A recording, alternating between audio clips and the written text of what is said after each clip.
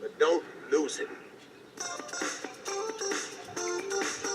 Mr. T, be somebody or be somebody's fool. Now, if you see the beginning of the video, I could just only say Mr. T, but the actual full title of this thing is called Mr. T, be somebody or be ...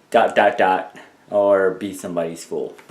So this was a production back in 1984, and Mr. T is in a variety of different showcases in which shows how he can act, how he can rap, how he could, you know, be a likable dude.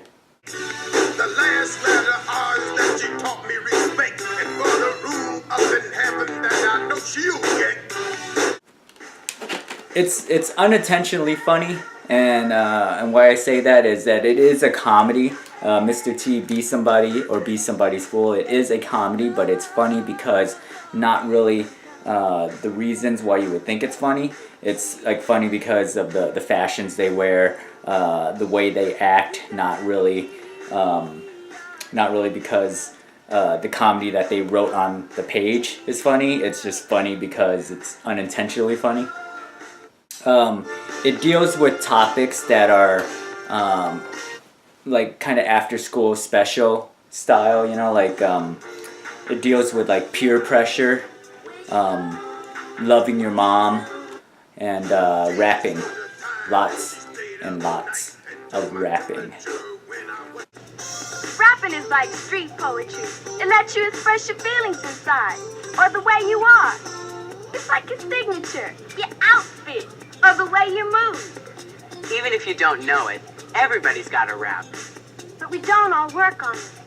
Why is Mr. T, be somebody's or be somebody's fool something that is on my shit I think about? Well, what's interesting about it is that I went into the internet rabbit hole because I want to know more about Mr. T.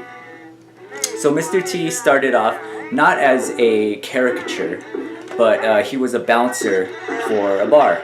And being a bouncer, he had to be kind of a tough dude, right?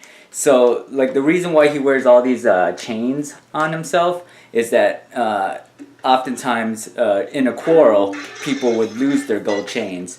And Mr. T would wear them kind of as like a badge of honor, like, look, I kicked your ass, I'm taking your chain, you know?